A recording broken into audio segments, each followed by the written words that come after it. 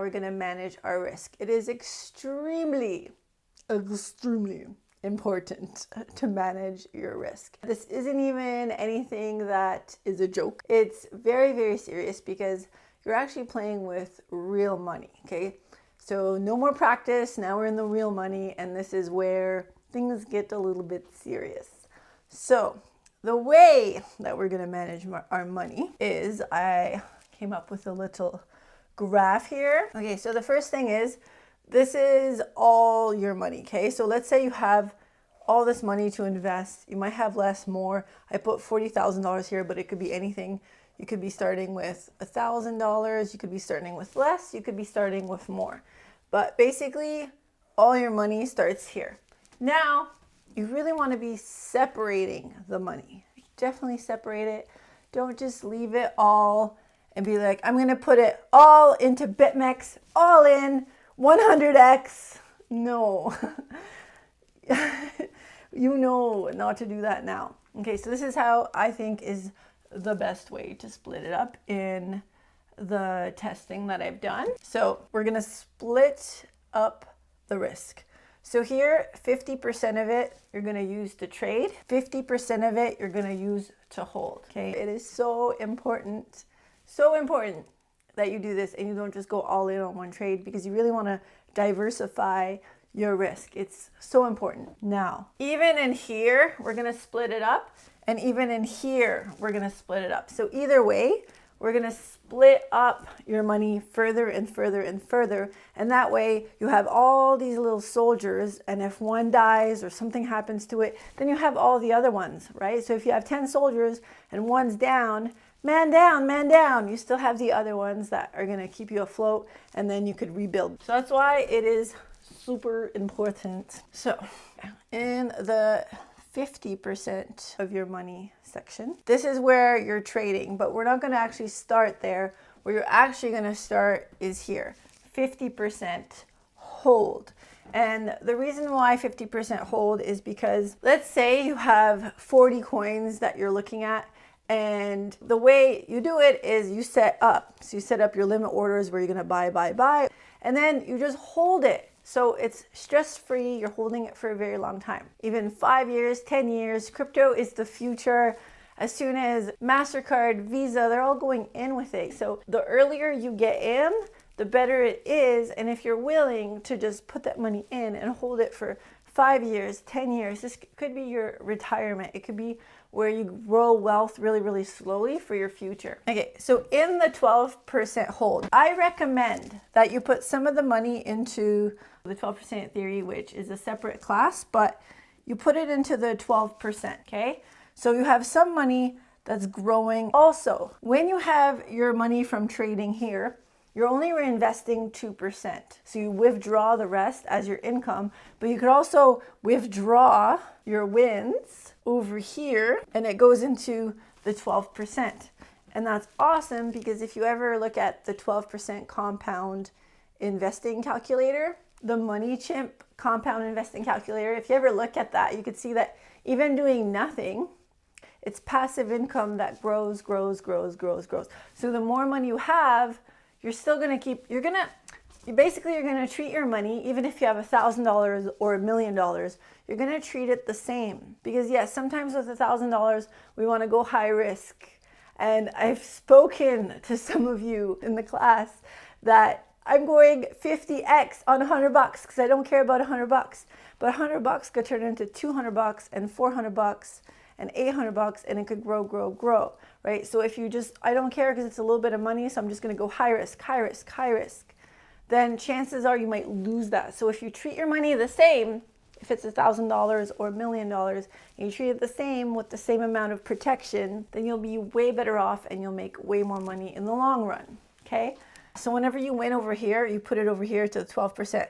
Some of it you put into the 6%, some of them, there's other ones, there's 8%. So you put them into separate ones, and you can even separate that between the different companies that do this. So you don't just stick with one, you diversify your risk as well. So you put it in there. Another thing that we're gonna do is we're gonna protect it by saving your private keys. And it's been proven now from the studies on the internet that more and more and more people are actually doing this. They're not keeping their money on an exchange onto their own little USB. Here's two of them that I have here. One of them like this, and one of them is here like that, right? So I have other videos on these things, right? So you definitely want to keep some of your private keys as yours, because you don't want to mess that up. No messing up the monies, okay? So you definitely want to keep some on here for future use. Okay, so this over here, long-term, amazing, and also ready to keep it safe, right? So when you make a big chunk, sometimes you'll do 100%, sometimes you'll do 1,000%,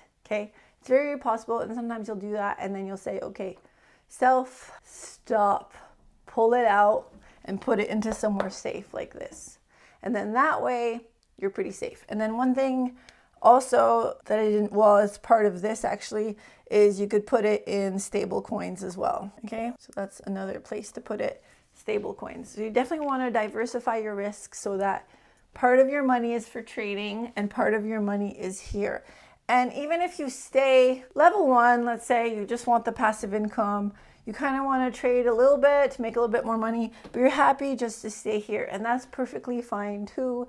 If you stay here, slow and steady growth and very, very, very low risk to mess anything up, because the only thing that you need to do is hold. So you set this up. So you set up your returns and then you just hold it. Just hold. You could check up on it. You could put more in there. You could reinvest the profits that they pay you, but you just hold. So that's the only thing you have to do. And it's slow and steady and stress-free. And now when you're trading, and even though I say this so many times, there are still people that go all in on a trade.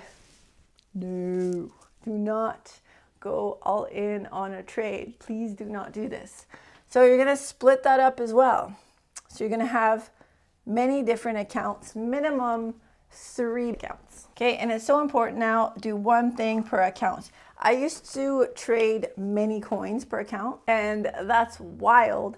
And when it gets out of control and you start getting stressed, it's not good. It's better to log out on the Mac Chrome. You could have many profiles. You could even have incognito open and then your normal profile open, and you could swipe from one to the other. So you have 2 open at the same time. So you could just do it on a laptop. But if you ever see people that have like many screens open, it's because they're trading different coins, and that could be very stressful. And so I think it's way better just to have one at a time, focus on one, don't focus on the others. And that way you're also not trying to catch a trade here and catch one there. It's it's going all over the place. You're just focused on one, and that way everything else, you put your blinders on like a horse. Everything else becomes irrelevant and you're just focusing on the one thing. So if you're just focusing on Ethereum, like, right, I'm only going to have Ethereum in this account and that's it. So these could be further split. So over here you have your long-term low leverage. So you put it at 1.5x, even 1.2x, really, really, really low. Make sure you look at the liquidation to make sure that it is low. So if we ever have a huge crash, which it's expected to have a huge crash. So it also expected to go up and up and up and up, because once we're in a bull run, it just goes up like crazy fast. Prepare for that. And then also prepare for if we have extreme, and I mean extreme crashes, which also happen. And that's why if you're over leveraged in a long term, this means you're sleeping on it many years, which you have to do in BitMEX. So, okay, so long-term low leverage ETH and long-term low leverage BTC. I really only like those two to do a long-term low leverage on. They're the 2 biggest, they're the 2 best, and they're the ones you want to focus on. Okay, so that would be an account for each. And yes, you could have many accounts. Next, you have an account for a 1x short. So you have an account dedicated and you 1x short, okay? Sometimes, so before you go into the trade, especially on a high leverage. So if you're doing a high leverage long, which is another account here, a high leverage long, don't do that until later on, until you've practiced a lot with these low leverage ones, okay? So once you do a high leverage long, there's a bit more to it because you actually have to actively trade, but you will never, ever, ever, ever, ever go into a high leverage and leave that overnight, okay? If it's high leverage, you're trading it, which means you're either taking profit or you're cutting it, okay? And if you want to bring it back to a low leverage because you are dead set sure of your position, then that's fine. You could pad it up, you could bring it back. But if you're going into a trade like that and you say to yourself, okay, I'm gonna go in with this on a long, but if it comes down on you, then you have to be willing to say, at what price am I gonna cut this? Because you're high leveraged, and so you're willing to risk a percentage of your account to make the trade, but if it goes down on you, you have to be ready to cut, okay? And it's okay if this one goes down because you have all these other trades going for you. So even if you just use 10% of this account, because even inside this account, only use 10%. So if you're gonna lose 10% of that account, you've really minimized your risk, and that's what you wanna do. You really, really wanna minimize the risk because this is your money. So yes, you could rebuild this, you could rebuild this over here, but if you're going taking your 40 grand or whatever, your $1,000 and going all in on this one leverage and going 50x with no decision or no plan, because you always have to have a plan. If you're gonna risk a certain amount and that's what you're risking, 10% of your account, that's fine. You're risking that and that's fine. But make sure that's not all your money into this. Make sure you split it up. Because like I said, if you have 40, if you have 1,000, you need to have this set up. You need to split it up like that. Because if you don't have it split up like that and you go all in here and you lose your whole account, everything's gone. And then where's this? Oh, I didn't want to do it because I got caught up in this high leverage stuff. No, you need to really separate it. Really, really separate it. Can't just be leaving it all in one thing. Okay, so you have your high leverage long, you have your high leverage short, same thing, both. Also, one of them for ETH in one account, one of them for BTC. My writing's much better if I just, and then one of them here for ETH, one of them for BTC. Okay, so you split it out. You'll be all right if you do this, if you do all this. The mistake that a lot of people make is they don't set it up like this, and they just go high leverage, high leverage, high leverage, boom, boom, boom, making an income, awesome, making an income. And then one day, and you have to expect this, because one day Bitcoin or Ethereum or something could just move up 40%. And if you're going the wrong way, you might have to cut it. So you have to be ready for that. And you have to be ready for it before you enter the trade, so that when it does happen, you're like, okay, that's cool. I'm never trading without a stop loss if I'm going high leverage. Okay, so that you know, it went against me, you know what to do, and then you're not caught in this like, oh my God, what do I do? What do I do? What do I do? You can't be caught in that, because that's how you don't trade well. So before you even start the trade, you know if you're gonna enter and if you're gonna exit, you know at what price. So you know when you're gonna take your profit. But in a bull run, we've seen it in 2017, Bitcoin went from 900 to 20,000. So it just went up and up and up and up and up and up and up and up and up like crazy and came down, but it never came down as far as 900. It came down to about 3,000. So if anybody was shorting around then, even if they held it all through the crash and it came down to 3,000 and then it came back up just a little bit, they probably should have cut at some point, because at some point you could cut trade. That's part of trading, okay? And now, what do I want to talk about? Oh yeah, the other thing. If you haven't done it like this and you learn your lesson, that's fine. Learn your lesson and don't let it happen again. Do not let it happen again. Don't let that shit happen again. So when you make a mistake, it's better to make it with less money than with more money. And it's even better to make it while you're in practice mode. Okay, because that's why it's so important to practice. Even every day, keep practicing, practicing, practicing, because you learn. You learn as you do the actions. You learn as you're training. You actually really learn. That's why it's so important to practice, because in 1 year, 2 years, 3 years, 4 years, you could be an amazing, amazing, amazing trader. But the mistakes that you make, you might say, oh, I knew it. And if you're saying that to yourself, you need to be writing out the rules on a Post-it note and putting it around your computer or somewhere you could look at, so that when you're in a a stressful situation and you're going, oh shit, oh shit, oh shit, oh shit, because if it's going the wrong way or something, then you need to have a plan in action. And also, you need to be following the rules. So look back at what the rules are and follow that. So next, when you're holding for 5 years or more, if you've entered, you need to have a plan to sell, because even in the bull runs, we have crashes. So you could have a plan to say, okay, I'm entering ETH or I'm entering an altcoin, and then you say, I'm gonna sell this when it gets to this price. And that's it, that's your decision. So when it gets to that price, you're not going, oh shit, should I sell or should I keep it? Is it gonna keep going up or not? What am I gonna do? Should I sell it now? Should I hold it? And that's why you need to make that decision before that. Before you even entered the trade, you planned it out. You said, okay, I'm gonna enter this and I'm gonna sell at this price. So you have your enter price set up, you have your sell price set up, and then you make the decision, and then when you're trading, it's not as stressful, it's very, very calm. And if you have to cut a trade, yeah, that sucks, but it happens because it's still crypto. This is still high risk. So just like the stock market is a whole different beast, they're cutting trades like crazy. I don't know if you've ever taken a class with stock trading, but they're cutting trades. Like they're probably winning 1 to 2 trades and losing 1 to 2 trades. So it's like this constant battle. Whereas crypto, it's so much easier to win trades when you do it right. So much easier.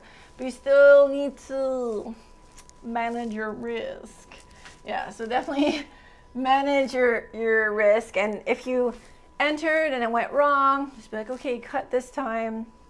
Next time you'll do better and you'll make it back. But you don't try to make it back by flip-flopping and then going like hard, because that's also how you lose. If you're gonna go long, you still apply the same rules. So you're not just going in there, going in there like a bulldozer in a disaster. You're still planning it out. Okay, I'm gonna enter here, exit here, breathe, go for a run if you have to. Running or doing some kind of physical activity and meditating are the two best things to calm you right down.